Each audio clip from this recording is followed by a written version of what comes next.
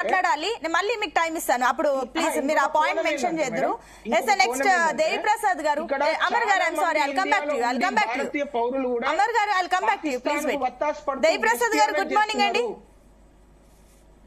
Good morning. Good morning. Yes Devi Prasad garu, ఏం చెప్తారు? అమర్ గారు చెప్పిన మాటలకి మీ రెస్పాన్స్ ఏంటి? అండ్ ఇంకొకటి, బీఆర్ఎస్ నుంచి కూడా రెస్పాన్స్ వచ్చింది, అటు దేశ భద్రత అంశాలని ఈ రకంగా ప్రచారంగా వాడుకోవడం సరికాదు, మోదీ వ్యక్తిగత ప్రచారం ఎక్కువైపోయింది అంటూ కూడా మీ కమెంట్స్ ఉన్నాయి. సో ఏం చెప్తారు దీనికి?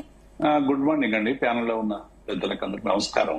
అంటే ఒక ఇరు దేశాల మధ్య వచ్చినటువంటి ఘర్షణను ఇక్కడ భారత పౌరుల మీద విశృంఖలంగా ఉగ్రవాదులు చేసినటువంటి దాడిని ప్రతి భారతీయుడు వ్యతిరేకించిండండి. ఇవాళ ఒక భారతీయ జనతా పార్టీ, ఒక కాంగ్రెస్, ఒక బీఆర్ఎస్ కాదు, మొత్తం 140 కోట్ల మంది ప్రజలందరూ కూడా ఈ ఘటనని తీవ్రమైనటువంటి ఆవేదనతో, ఆక్రోషంతో అందరూ కూడా ఖండించినటువంటి విషయం తెలుసు. దీన్ని సరైనటువంటి రీతిలో పరిష్కరించాలని ప్రజలు కోరుకున్నారు. ఇవాళ జరుగుతున్నది ఏంది? పూర్తిగా కూడా ఇది భారత సైన్యం సాధించినటువంటి విజయం. అందులో ఎవరు కూడా అనుమానపడక్కర్లేదు, చెప్పనక్కర్లేదు. కానీ జరుగుతున్నటువంటి పరిణామాలకి ఇంత ఫ్రస్ట్రేషన్ ఎందుకు? భారతీయ జనతా పార్టీ అయినా నిజంగానే మనం ఒక యుద్ధానికి పోయినాం, విజయాలేని నష్టాలేని అని అనుకోవడంలో తప్పులేదు కదా. దాన్ని మనం బహిరంగంగా చర్చించుకొని మన దేశానికి సంబంధించి పాక్ కి ఏం బలం ఉందని మన విమానాలు గాని, మన పౌరుల్ని గాని విశృంఖలంగా వాళ్ళు ఇండిస్క్రిమినేట్ గా చేస్తారండి.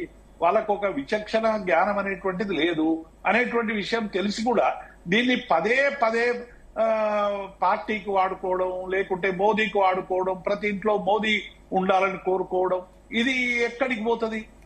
అసలు ఈ రెండు దేశాల మధ్య జరుగుతున్నటువంటి యుద్ధాన్ని భారతదేశానికి పాకిస్తాన్కి మధ్య జరుగుతున్నటువంటి ఒక స్ట్రాటజిక్ వార్ ఇది.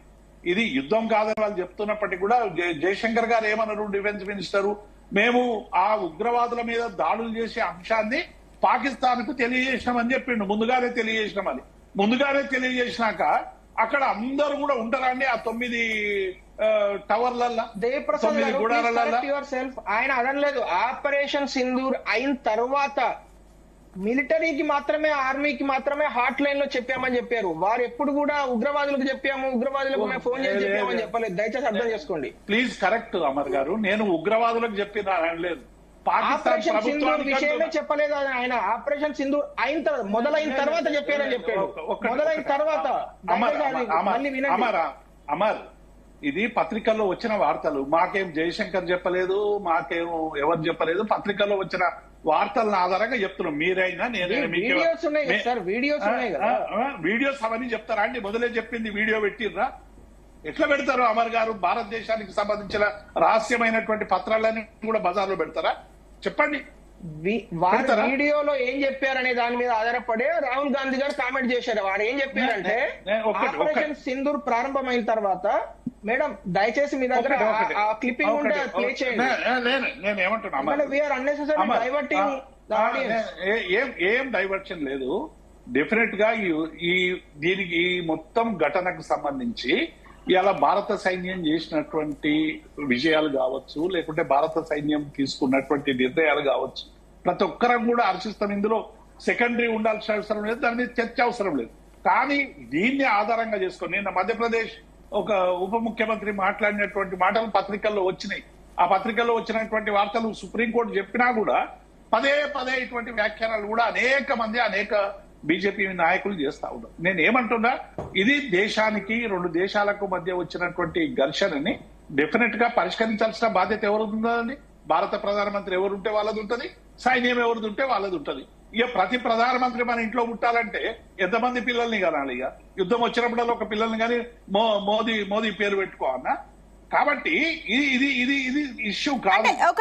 ఒకటి దేవిప్రసాద్ గారు, మీరేమో వ్యక్తిగత ప్రచారం ఎక్కువైందని అంటున్నారు, కానీ మీ పార్టీ కూడా ఒకటే వ్యక్తి చుట్టూ ప్రచారం చేస్తుంది కదా అన్న విమర్శలు వస్తున్నాయి. దానికి ఏం చెప్తారు? నేనండి, ఇప్పుడు మోదీ గారు ఆత్మ నిర్భర్ భారత్ కు, లేకుంటే మేక్ ఇన్ ఇండియాకు, దేనికైనా చేసుకుంటే ఎవరు పెద్ద ఆబ్జెక్షన్ చెప్పారండి. ఇది దేశానికి సంబంధించినటువంటి, రెండు దేశాలకు సంబంధించిన దౌత్య వ్యవహారాలకు సంబంధించినటువంటి అంశం. మోదీకే ప్రధానమంత్రి ఆయన హయాంలో జరిగిందనే వస్తుంది కదా. మళ్ళీ ఇల్లు ఇంటి ప్రతి ఇంట్లో పుట్టాల్సిన అవసరం ఏముందండి? ఇది ఏమైపోద్దంటే భారత సైన్యాన్ని అవమానపరచడం అవుతుంది ఇంకొక రకముగా చెప్పాల్సినటువంటి సందర్భం వస్తే. కాబట్టి అదొకటి. రెండవది, ఇలా ట్రంప్ వ్యవహారం మొత్తంగా కూడా ఇలా భారతదేశ ప్రజలందరూ కూడా తీవ్రంగా నిరసిస్తా ఉన్నారు. ట్రంప్ అంత కోపం మీకు పనికిరాదు, ఏది పాకిస్తాన్ మీద మీకు భారత్ పాక్ మధ్య కోపం అంత మంచిది కాదని ట్రంప్ అనడం అనేటువంటిది ఎట్లా సమర్థిస్తారు భారతదేశం? దీన్ని తీవ్రంగా ప్రతిఘటించాలి కదా, తీవ్రంగా నిరసన తెలపాలి కదా.